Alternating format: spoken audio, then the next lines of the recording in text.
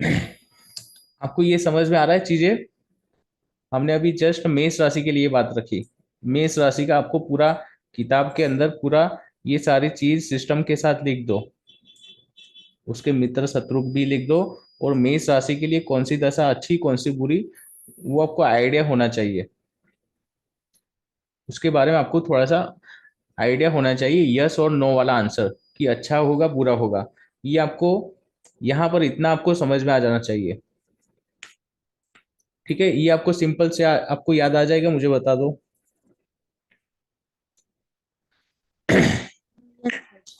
फिर यहाँ पर एक और बात रखी थी कि यहाँ पर हमने ये एनर्जी भी हमने यहाँ पर डिफाइन करी कि मेष राशि यदि है तो चौथा हाउस जो है वो कर्क राशि का यहाँ पर बहुत ही डेबिलिटेड वाला एरिया है मेष राशि के स्वामी के लिए।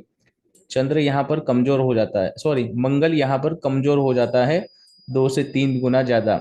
यहाँ पर 10वें घर में उच्च की राशि है, यहाँ पर मंगल 2 से 3 गुना ज्यादा अच्छा हो जाता है। यहाँ पर बाधक हाउस है, यहाँ पर यदि मंगल है तो यहाँ पर मंगल बहुत ही स्ट्रगल फेस करता है। तो अब यहाँ पर हम समझेंगे कि यदि मंगल शनि के साथ बैठा हुआ है कुंडली में मेष राशि के लिए तो वो बुरा योग है। यदि मंगल सूर्य के साथ बैठा हुआ है, यदि मंगल गुरु के साथ बैठा हुआ है कुंडली में, तो वो एक अच्छा योग है। जो प्लेनेट जिसके जो प्लेनेट जिस जो प्लेनेट की राशि जहां पर है वो उसकी जैसे फल देता है। मतलब यहाँ पर देखो, यहाँ पर मैं आपको एक थोड़ा सा आपको बताऊं, मान लीजिए कि यहाँ पर बुध छठे हाउस का स्वामी है, थर्ड हाउस का स्वामी। यहाँ पर बुध आपको हमारे सूत्र के हिसाब से नेगेटिव हाउस के साथ उसकी राशि कनेक्ट हुई है, तो बुध आपके लिए यहाँ पर फेवर नहीं करेगा मेष राशि के लाइफ के लिए। मेष राशि का जो पर्सन होगा उसकी लाइफ के अंदर बुध जो होगा वो आपको यहाँ थर्ड हाउस के अंदर आपको बहुत ही स्ट्रगल करवाएगा। यहाँ पर आपको डेली सर्विस बहुत सारे ऑब्स्टेकल लाकर खड़ा करेगा, ऐसा ये बुध करवाएगा। अब यहाँ पर मानो कि बुध यदि आपका लग्न के स्वामी के साथ कनेक्ट हो जाए बुध का, तो उसका मतलब ये होगा कि ये जो स्ट्रगल होगी वो आपके लग्न के स्वामी के साथ होगी। ये जो डेली लाइफ में आपको ऑब्स्टेकल आएंगे वो ये लग्न के साथ आएंगे। ये आपको समझना है यहाँ पर। अब यहाँ पर मान लीजिए कि यहाँ पर शुक्र की राशि यहाँ है।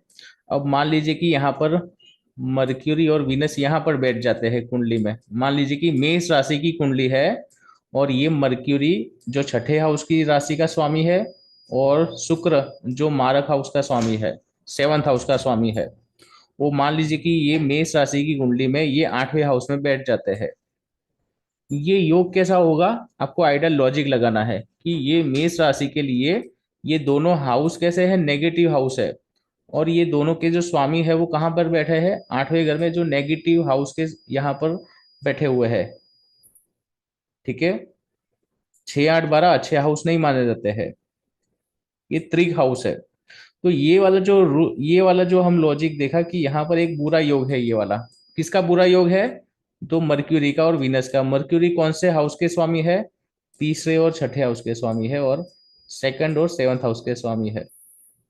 तो प्रॉब्लम किसको होगी, प्रॉब्लम ये सारे इलाकों में होगी, ये वाले एरिया में प्रॉब्लम होगी, क्योंकि ये सारे राशि की एनर्जी का जो फल आएगा वो 8वें घर से जोड़कर आएगा फल। ग्रहों फल देने का तरीका थोड़ा सा समझो आप, कि ग्रहों जो फल देते हैं वो राशि का राशि तो जस्ट आपको फल आपको एटमोस्फियर बनाती है वो वाला एरिया का, लेकिन जो एनर्जी आती है वो प्लेनेट के साथ आती है। एनर्जी प्लेनेट के पास एनर्जी है। वो प्लेनेट जैसे आपकी कुंडली में बैठे हुए हैं, जिस हाउस में है, जिस तरह के योग बनाकर बैठे हैं, वो योग के हिसाब से वो राशि को अपना फल देते हैं। तो यहाँ पर हमने देखा कि वीनस और मर्क्यूरी बुरे हाउस में बुरे योग के साथ बैठे हुए हैं, क्योंकि ये जो मर्क्यूरी है ये छठे घर जो नेगेटिव हाउस का स्वामी है, ये वीनस है वो भी एक नेगेटिव हाउस का स्वामी है। दोनों नेगेटिव हाउस के स्वामी नेगेटिव हाउस में बैठे हुए हैं। तो इसका मतलब ये है कि ये जो जातक है, जो मेष राशि का जो जातक है, उसके लिए ये वाला जो योग का जो फॉर्मेशन हुआ है वो बहुत ही दिक्कत दे सकता है अब इसको, क्योंकि दो शत्रु एक जगह पर आकर इकट्ठा हो चुके हैं, वो भी बुरे हाउस में इकट्ठा हो चुके हैं। तो इसको हम ऐसे समझेंगे अब आपकी कुंडली के अंदर। मान लीजिए कि यहाँ पर आपका सूर्य है, यहाँ पर सूर्य का यहाँ पर 5 नंबर के हाउस का स्वामी है उसका। मान लीजिए कि यही सूर्य, यहाँ पर सूर्य यहाँ पर बैठे हुए हैं, सूर्य और मर्क्यूरी। तो इसका मतलब ये हुआ कि ये तो अच्छा है, सूर्य तो आपकी कुंडली का अच्छा ये योग है कुंडली का, क्योंकि ये 5वें घर का स्वामी है। लेकिन मर्क्यूरी जो है वो एक नेगेटिव हाउस का स्वामी है। ये दोनों चीज एक साथ यहाँ पर बैठी हुई है। तो ये क्या करेगा, मर्क्यूरी जो है वो ये इंसान को दिक्कत देने वाला है। मेष राशि के जो लग्न होगा उसके लिए ये जो मर्क्यूरी की जो एनर्जी है वो छठे घर से वो एनर्जी दे रहा है आपको चौथे घर के अंदर। तो ये एक ऑब्स्टेकल खड़ा कर रहा है यहाँ पर। लेकिन ये सूर्य है वो अपना यहाँ पर आपको अच्छा योग बनाकर बोल रहा है। लेकिन जब ये दोनों का कॉम्बिनेशन होगा ये चौथे हाउस के अंदर, तो उसकी इफेक्ट स्ट्रगल करवाएगा। ऐसा हम जजमेंट देंगे इस तरह का कि ये अच्छा योग है या फिर बुरा योग है। ऐसा आपको आइडिया आना चाहिए यहाँ पर। अब मान लीजिए कि ये जो राशि का मेष राशि का स्वामी मंगल है, यदि ये मंगल थर्ड हाउस में बैठा हुआ है, मान लीजिए कि यहाँ पर मंगल बैठा हुआ है, यहाँ पर मंगल बैठा हो और यहाँ पर भी शनि बैठ जाता है इसके साथ, तो ये वाला जो हम बोलेंगे ये वाला योग, कि ये योग बहुत ही बुरा योग है ऐसा समझो। क्योंकि यहाँ पर दोनों शत्रु, बाधक जो स्वामी है मेष राशि के लिए, उसका स्वामी भी यहाँ पर साथ में बैठे, और ये जो लग्न का स्वामी यहाँ स्ट्रगल वाले हाउस में बैठा हुआ है। तो स्ट्रगल किसको होगी, लग्न को होगी। आपको जो राशि का स्वामी जहां पर बैठा हुआ है कुंडली में, उसके हिसाब से आपको लॉजिक ऐड करना है। ऐसे बहुत सारे लॉजिक आपके पास आएंगे। ऐसे बहुत सारे लॉजिक आपके पास आएंगे। ये कुंडली 1 से 12 कुंडली, ये आपको डिकोड करना आ जाए, ये सारी चीज आपको समझ में आ जाए, आपके दिमाग में बैठ जाएगी, तो बहुत ही इजी हो जाएगा आपके लिए सारी चीज को समझना। ये आपको समझ में आना चाहिए कि मान लीजिए कि यहाँ पर गुरु, और यहाँ पर चलिए कि यहाँ पर ही हम लिख देते हैं, यहाँ पर जुपिटर बैठा हुआ है। अब साथ में यहाँ पर मर्क्यूरी भी बैठ जाता है। आप लोग मुझे बताओ कि ये योग कॉम्बिनेशन कैसा हुआ यहाँ पर। आपको क्या मैंने अभी समझाया, और अब आप क्या समझेंगे, आप क्या मुझे बताएंगे। यहाँ पर मर्क्यूरी भी बैठा हुआ है लग्न के अंदर, और जुपिटर भी बैठा हुआ है। जुपिटर है 9th हाउस का स्वामी है, वो अच्छा योग है कुंडली का। लेकिन मर्क्यूरी क्या है, छठे घर का स्वामी है। तो ये जो यहाँ पर एक जो कॉम्बिनेशन हुआ, दो योग यहाँ पर हुए, उसका जब हम कंबाइंड करते हैं उसकी इफेक्ट, तो ओवरऑल हमें दिखेगा कि ये थोड़ा सा दिक्कत है। साथ में हम उसको पॉजिटिव भी बोलेंगे, तो हमारा आंसर होगा कि स्ट्रगल है दोनों के बीच में। अब ग्रहों का थोड़ा सा आपको आइडिया, आपको थोड़ा सा उसके बीच में पॉलिटिक्स समझनी पड़ेगी ग्रहों के आपस में। जिसे हमारे अंदर पॉलिटिक्स होती है, दो तरह के युद्ध हो जाते हैं, वैसे ही ग्रहों जब अवकाश के अंदर भी एक दूसरे के खिलाफ हो जाते हैं, एक दूसरे के साथ हो जाते हैं। ऐसी प्लानिंग चलती रहती है ग्रहों के आपस में। तो आप यहाँ पर ये भी चीज समझना इसी तरह की, कि जब जब दो प्लेनेट आपके लग्न के हिसाब से, एक अच्छा प्लेनेट है और एक बुरे हाउस का राशि का प्लेनेट है, जब वो भी इसी तरह के आपकी कुंडली में आके बैठेगा, तो उसका जो, आपको सबसे पहले यही एक अंदाजा लगाना है कि जो जिस राशि में बैठा हुआ है और जो हाउस है वो वाला राशि का, वो थोड़ा सा गड़बड़ी वाला आपको फल मिलेगा। क्योंकि यहाँ पर दोनों हाउस, दोनों प्लेनेट जो है वो यहाँ पर आपस में टकराव कर रहे हैं एक दूसरे से। मर्क्यूरी बोल रहा है कि मैं यहाँ से फल दूंगा, जुपिटर बोल रहा है कि मैं ही पूरा फल दूंगा यहाँ मेष राशि के अंदर। तो ये दोनों के बीच में टकराव हो रहा है। अब जातक जो होगा मेष राशि का, उसको ये कैसा फल होगा, दोनों का मिक्स होगा, दोनों का गड़बड़ी वाला फल होगा, ऐसा समझना। तो ये जस्ट एक एग्जाम्पल है, आपको ऐसे समझना है। एक एक लिंक आपको ज्वाइन करना है कुंडली के अंदर, एक एक लिंक आपको ज्वाइन करना है। आप मुझे बताओ कि यहाँ पर विनस बैठ जाएगा, तो वो योग कैसा होगा मुझे बताओ। आप क्या क्या समझा अभी मुझे बताओ। यहाँ पर लग्न में वीनस बैठ जाएगा, अकेला वीनस, वो कैसा योग बोलेंगे आप? हेलो। हम्म, सर बुरा। अच्छा, ठीक है, आपको पता चला बुरा। अब वीनस के पास कौन सी हम्म। एनर्जी है? वीनस के पास मारक हाउस वाली एनर्जी है। हम्म। 2 और 7 वाले हाउस का स्वामी है मारक हाउस, हमने उसको नाम बोला। तो ये वीनस यहाँ पर नुकसान करवाएगा, यहाँ लग्न का, हम्म। लग्न का नुकसान करवा सकता है, मतलब इसको मृत्यु तुल्य कष्ट दे सकता है उसके हेल्थ बॉडी में, इसका उसका मान सम्मान में, इसका स्टेटस के अंदर। ऐसा योग यहाँ पर हम ऐसे हम डिकोड करेंगे चीज को। मान लीजिए कि यहाँ पर जुपिटर और मून एक साथ बैठ जाएंगे यहाँ पर, आप उसको क्या बोलेंगे? आपके दिमाग में अच्छा दिखेगा या फिर बुरा दिखेगा या फिर न्यूट्रल दिखेगा या फिर थोड़ा सा अच्छा है, ऐसा क्या बोलेंगे आप इसको?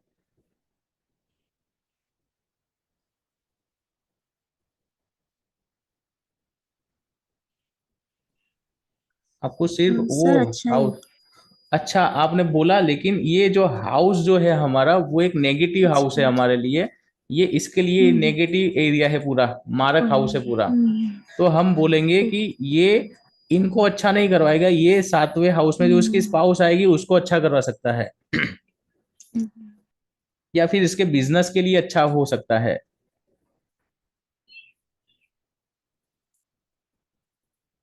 ऐसा हम उसको बोल सकते हैं।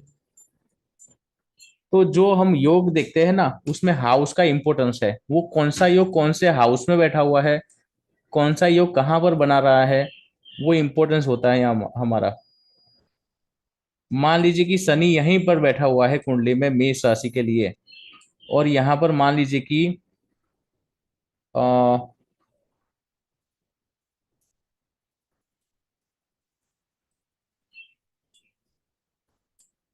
चलिए यहाँ पर शनि बैठा हुआ है खुद की राशि का, आप क्या बोलेंगे इसको?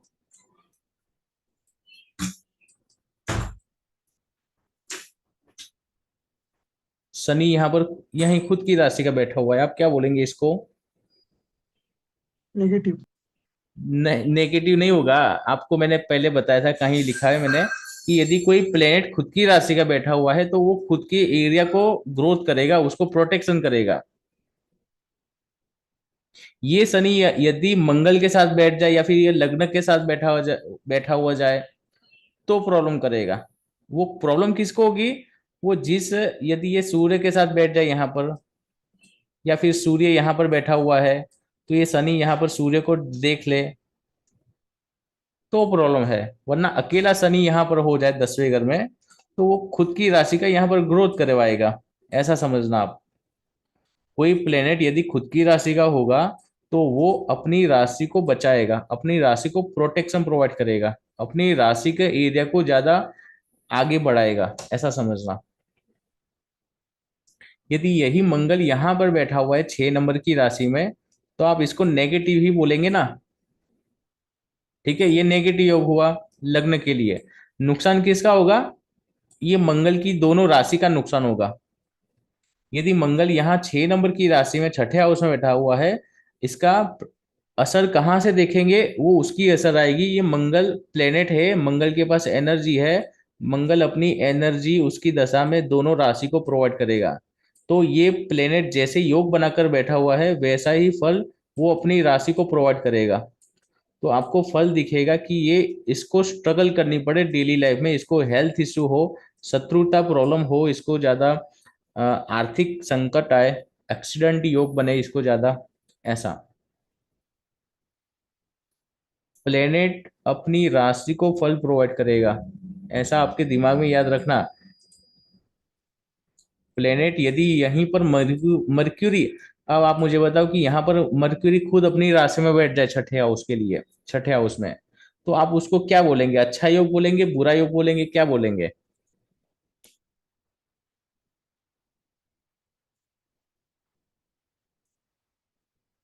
बोलिए जल्दी। सर, मैंने अभी एक अच्छा। डेफिनेशन हाँ, मैंने अभी एक आपको चीज बताई कि कोई सा भी प्लेनेट खुद की राशि का होगा तो वो खुद के एरिया को अच्छा प्रोटेक्शन प्रोवाइड करेगा। अब यदि हम्म। छठे घर में वो बुध बैठ जाए अपनी राशि का, तो इसके लिए तो फायदा होगा, क्योंकि ये छठे हाउस जो इसका डेली लाइफ का स्ट्रगल है, वो यहाँ पर बुध खुद की राशि का बैठ जाएगा। तो ये ओवरऑल ये राशि, ये जो हाउस है, वो पूरा जो एरिया है वो लाइफ का स्ट्रगल का, डेली लाइफ का है, वो रोग ऋण शत्रु है। यदि वही उसका राशि का एरिया में उसका स्वामी खुद वहां बैठ जाए, तो वो वहां पर उसको प्रोटेक्शन प्रोवाइड करेगा। यहाँ पर कंपटीशन होती है लाइफ की। तो यहाँ पर यदि बुध खुद की राशि का बैठ जाए, तो ये वाले इंसान को बहुत ही आगे ले जाएगा लाइफ में।